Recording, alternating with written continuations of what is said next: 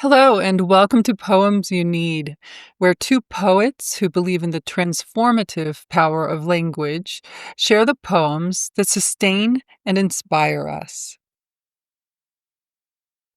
Hi, I'm Melissa Studdard, And I'm Kelly Russell Agodon. and today we're sharing poems by KB Brookins. And the poem that I'm going to share is from a book called Freedom House, which is on Deep Vellum Books, and it's called Self Portrait as a Hackberry Tree. I latch on to unusual surfaces. You call them buildings. I call them men with handlebar mustaches. They protrude through and under my meaty, barked up branches. They try and cut me shorter with instruments not strong enough for roots. Once I broke through what called itself pavement, too. And it felt good, telling him I didn't notice the obstacle and stumbled my way through it to get to land with healthier terrain. I am a living invasion of the ecosystem's status quo. I thrive with little more than sunlight and air protruding through my already watered roots. How good it is to be bumpy but keen on survival. It's nice to meet you on both sides of the fence. I love this poem, and that was a beautiful reading, Melissa. Thank you. Um, it's a concrete poem, so it's shaped like a hackberry tree, which I don't know what that is because we don't have them in the Northwest, as far as I know.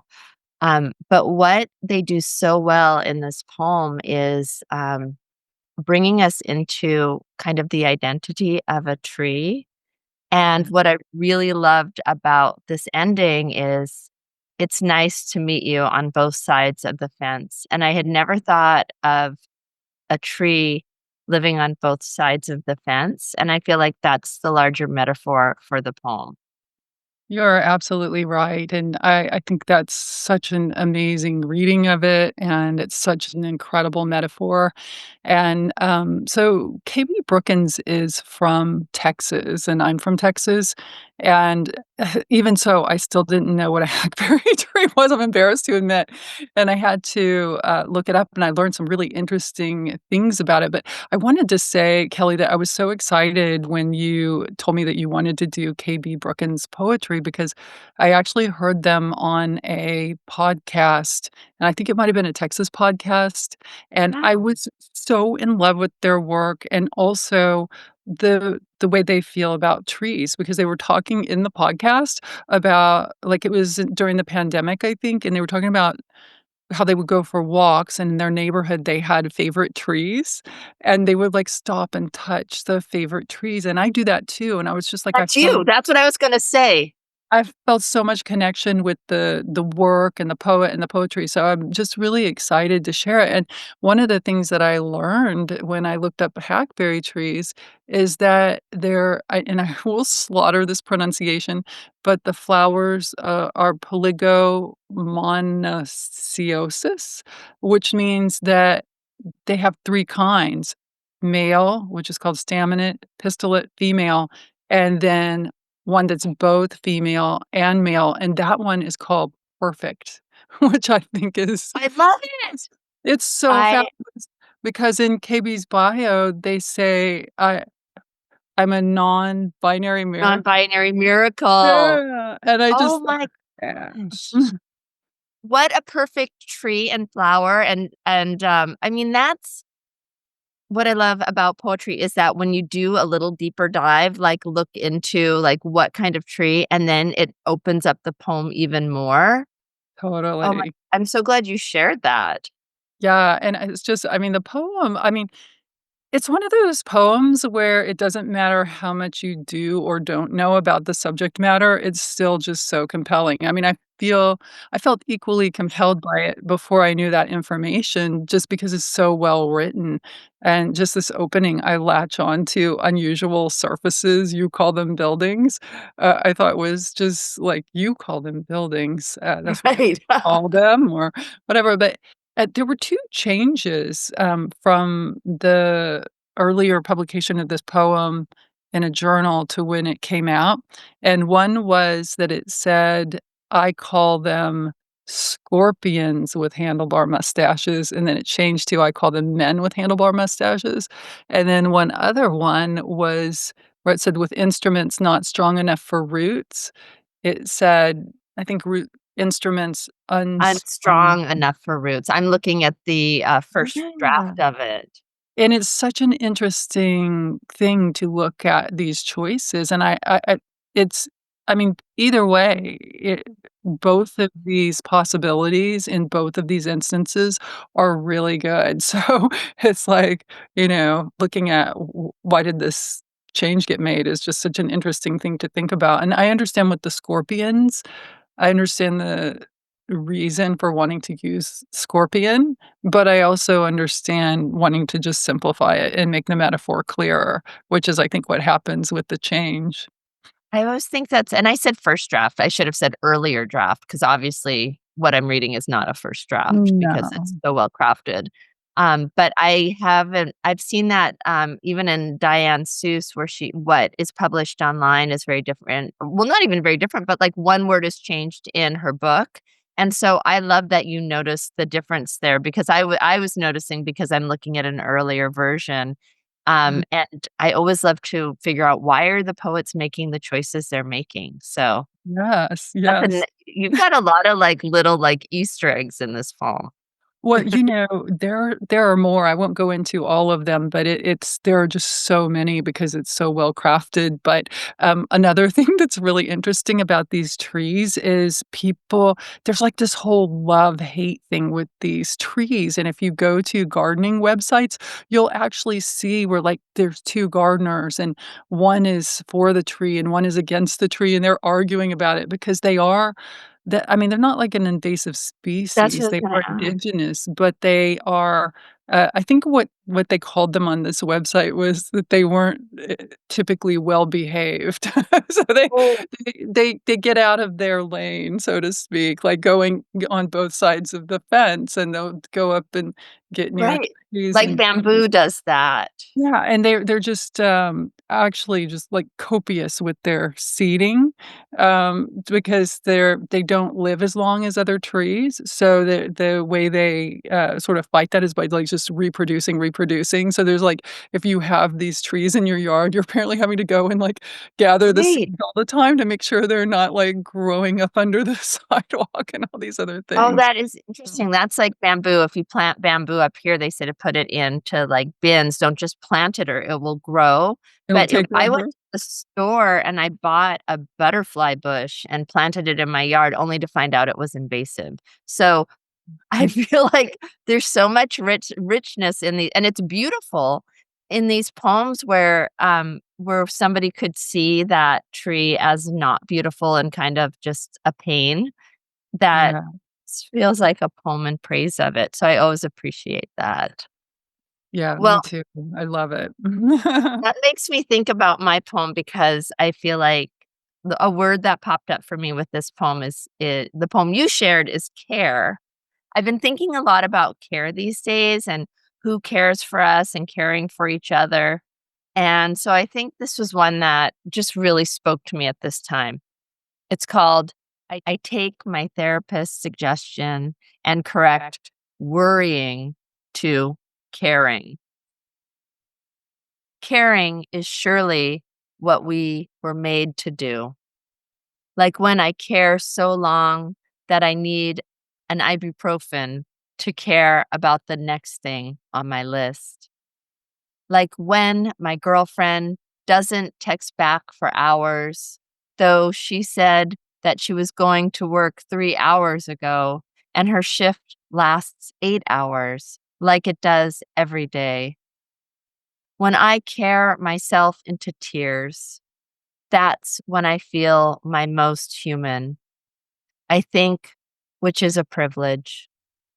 Caring also often means that I can feel, which is a curse.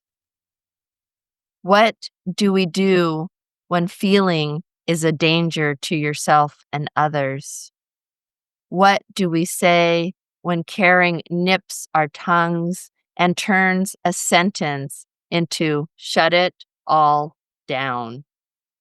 I want to care only when it is absolutely necessary.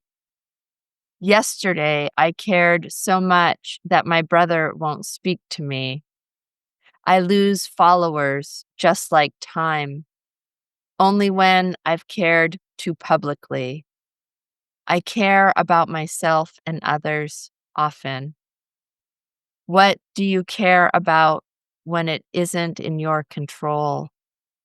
What do you do when care glues your limbs to the bed like stars, no matter the war riddled sky? Beautiful. And I do like, I see these connections between this and the tree poem, like, in the same way that the tree, like, is expanding out beyond where it's supposed to be and going under the fence. It's on both sides of the fence. Care is not staying in its little box and behaving the way it's supposed to be. It's spreading out, like these branches and roots and going into places, into the public arena. It's happening too much to where it can cause problems with other people. It can cause headaches. It can lose followers like time. I mean, it's really, really well done. And it just for fun, I kind of went through and just tried reading the poem with the word With the worry, word for which yes, I isn't think that fun? yeah, and I think probably, like, a lot of people would do that when they read this poem 'cause it sets you up to wanna Mhm. do that. But it really does make you think about the relationship between caring and worrying and how you can actually substitute it just to reframe it as caring puts a different Yeah. spin on it, really. Right, it feels less oppressive. I know that sometimes when people worry about me, it feels heavy, Mhm. and that especially, like, in a relationship, like, when you're younger and your mom's worrying about you and you're trying to show you're this independent human, Yeah. that can feel oppressive and tiring and annoying, but when you put it in the words of caring, it reframes it, it changes it to, like, "Well, that's nice they care. It would be Right. bad if they didn't care." Right, it's like the connotation changes even though it's still the same thing. Yeah, and what this poem does is it brings up so much, in regards to, like, self, and then it also has the personal with the girlfriend, um, and this is a funny line, but not funny, but, like, when I care so long that I need ibuprofen to care about the next thing, because that's, like, worrying causing headaches and, Right. body aches and that, and just the stress of it. So there is a little bit of dark humor in here as well, where I care myself into tears, which is both heartbreaking and also relatable and a little funny. I care myself into tears because it's that reframing where maybe care and worry doesn't always work. I care myself into tears. Well, it makes you wonder too it makes you wonder if KB wrote the poem first, using the word worry and then Ooh, substituted and, wouldn't that be a going fun prompt? that's what I was just about to say because you always bring the prompts. I was like, "I have a prompt this time." But yes, We the should try that with a different word and then switch it. exactly. Yeah. Exactly. So, the idea would be to take a word that it has a negative connotation and pick a similar word that has a positive connotation and go to town with it. Because I love that. I do think that caring too much can give you a headache. I think so too. I know. I'm caring for the world right now just gives us a tired ache. It does, and I know, like, if you feel, like, really deep empathy at times, I mean, I was in a meeting recently where somebody started talking about something really difficult, and very embarrassingly, in this meeting, I started crying because I was so worried about these little fish that this person was telling me about, and everybody was like, "Oh my god," but it did, and I had a headache afterwards from crying. I know, but that's I think that's absolutely fine. I think we would be a better place if more people cried and cared more and worried more and cared themselves into tears. Yes, yes, Yeah. These it are is. really 2 thoughtful poems. They are. I mean, you get the feeling from these poems that this is just an incredibly, incredibly lovely human, and it Yeah. just shines through in the poems.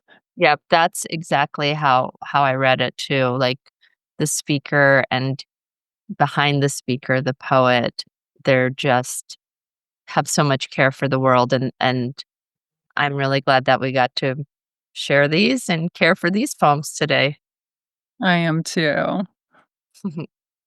Thank you for celebrating poetry with us today. Information about the poet and works featured can be found on the episode page. And if you enjoyed today's readings, please press the like button and subscribe so not to miss another poem. You can also share the episode with a friend, and we hope you do. Until next time, we wish you beauty, inspiration, and very meaningful days. May you always have the poems you need.